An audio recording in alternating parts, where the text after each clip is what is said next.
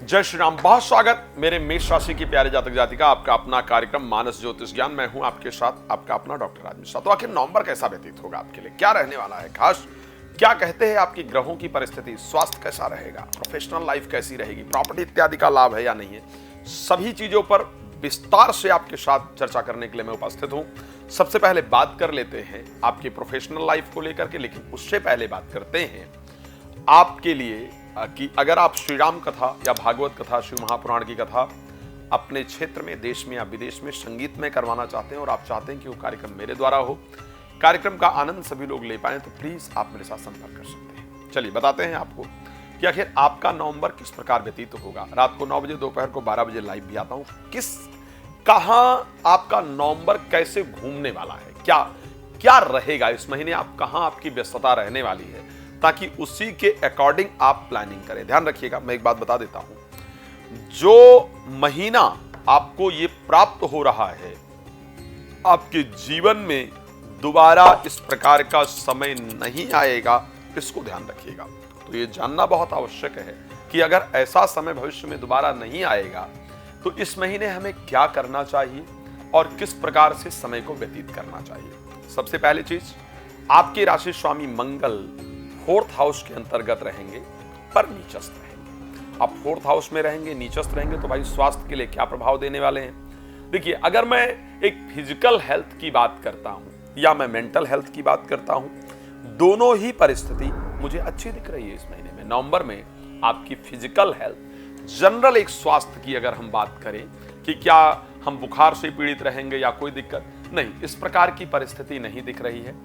Blood pressure इत्यादि थोड़ा सा अप एंड डाउन होगा, इस प्रकार के कंडीशन आपकी कुंडली के अंतर्गत है। साथ में इस बार वाहन इत्यादि दुर्घटना का योग है, ये ध्यान रखिएगा। जनरल हेल्थ अच्छी रहेगी, यानी कोई बड़ी बीमारी निकल करके आए या कोई बाकी प्रॉब्लम निकल करके आए, उस प्रकार की कंडीशन कम दिख रही है। लेकिन चोट लगने का, दुर्घटना इत्यादि होने का योग पूरी तरह आपकी राशि के अंदर है। तो बस चलने फिरने में, वाहन इत्यादि चलाने में आपको ध्यान देने की आवश्यकता है। कहां घूमेगा ये महीना, सबसे पहले हमें इसकी जानकारी आपको देनी थी। इस महीना घर खरीदने को लेकर के और घर बेचने को लेकर के, जमीन खरीदने और बेचने की चिंता आपके मन में रहेगी। इनसे रिलेटेड कार्य में आप लगे रहेंगे। इस महीना प्रॉपर्टी इत्यादि की प्राप्ति हो, घर खरीदा जाए या बेचा जाए, इस प्रकार का संयोग आपकी राशि पूरी तरह से दिखा रही है। लेकिन ये काम, एक बात बहुत आपको ध्यान रखने की आवश्यकता है, ये कार्य आपका अगर करना है तो 2 नवंबर से या तो पहले 1 नवंबर को अगर होता है तो जरूर कर लीजिएगा। लेकिन 2 नवंबर, 3 नवंबर और 4 नवंबर तक ये काम, इन 3-4 दिनों में रिलेटेड टू प्रॉपर्टी कोई कार्य नहीं कीजिएगा। इन 4 दिनों के अंदर वाहन इत्यादि बहुत सावधानी से चलाइएगा। अब तीसरा जो बड़ा इंपॉर्टेंट, दूसरी इंपॉर्टेंट चीज की महीना किस रास्ते पर गुजरेगा, तो मंत्र दिख रहा है आप अपने प्रोफेशनल लाइफ को लेकर के, यानी नौकरी परिवर्तन को लेकर के, नौकरी प्रमोशन को लेकर के, बिजनेस शुरू करने के लिए लेकर के, बिजनेस को बढ़ाने को लेकर के, ये 4 चीजें, ये महीना सिर्फ 2 ही रास्ते पर जाने वाला है और कुछ नहीं है।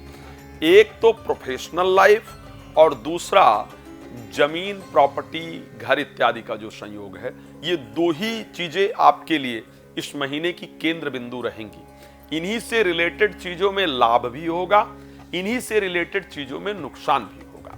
तो ऐसे कंडीशन में अगर देखा जाए तो नौकरी परिवर्तन का योग इस महीने आपकी राशि में दिख रहा है। नई नौकरी प्राप्ति का जो योग है वो आपकी राशि में दिख रहा है। और क्योंकि शनि मार्गी हो जाएंगे 15 तारीख को, इस कारण से जो अभी तक आपने बिजनेस वगैरह किया है या नौकरी किया है, आपका जो पैसा फंस गया है नौकरी में या बिजनेस में, वो वापसी प्राप्ति का योग है। जो अभी तक आपने भाग दौड़ किया है, शनि के वक्री होने के कारण जो अभी तक आपने भाग दौड़ किया है, उस भाग दौड़ का जो रिजल्ट आपको प्राप्ति का योग है, वो इस महीने में निश्चित रूप से दिख रहा है। लेकिन एक बात बहुत ध्यान रखना होगा, यानी बिजनेस में लाभ का योग है, नौकरी में परिवर्तन का योग है, फायदे का योग है, इसमें कोई दो राय नहीं है।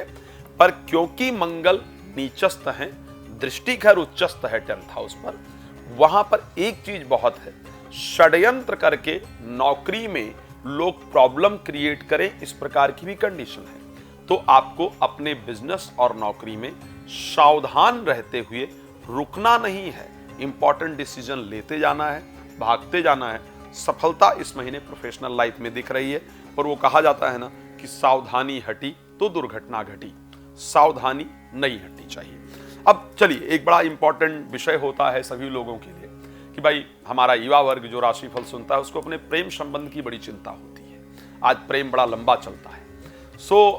प्रेम को लेकर के देखा जाए, प्रेमी प्रेमिका या मित्र की तरफ से पॉजिटिव रिजल्ट इस महीने में नहीं दिख रहा है। तो कोई भी प्यार का इजहार के लिए देखा जाए या दबाव, प्रेशर इत्यादि बनाने का प्रयास किया जाए, वो इस महीने आपको नहीं करना है। मैरिज के लिए यदि बात करनी है, एक नॉर्मल डिस्कशन करना है, तो वो आप 16 तारीख से पहले कर सकते हैं। हो सकता है कि किसी प्रेमी प्रेमिका का ही मैरिज के लिए आप पर प्रेशर बनाया जाए या प्यार का इजहार हो, इस प्रकार की कंडीशन दिखती है। सामने से कोई ऑफर आता है, आपको एक्सेप्ट करने की आवश्यकता है, लेकिन आप इस प्रकार से कोई ऑफर इत्यादि करें, उसकी कंडीशन नहीं है। ये बात हो गई प्रेम संबंध को लेकर के। एजुकेशन को लेकर के क्या रहेगा? एजुकेशन की दृष्टि से ये महीना मुझे थोड़ा सा डगमग दिख रहा है, तो आपको बहुत फोकस करना पड़ेगा, बहुत प्रयास करना पड़ेगा। प्रयास करेंगे, उसका रिजल्ट मिलेगा।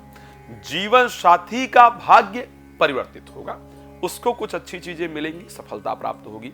लेकिन अगर आपके साथ रिलेशन की बात करूं, वहां मुझे गड़बड़ी दिख रही है।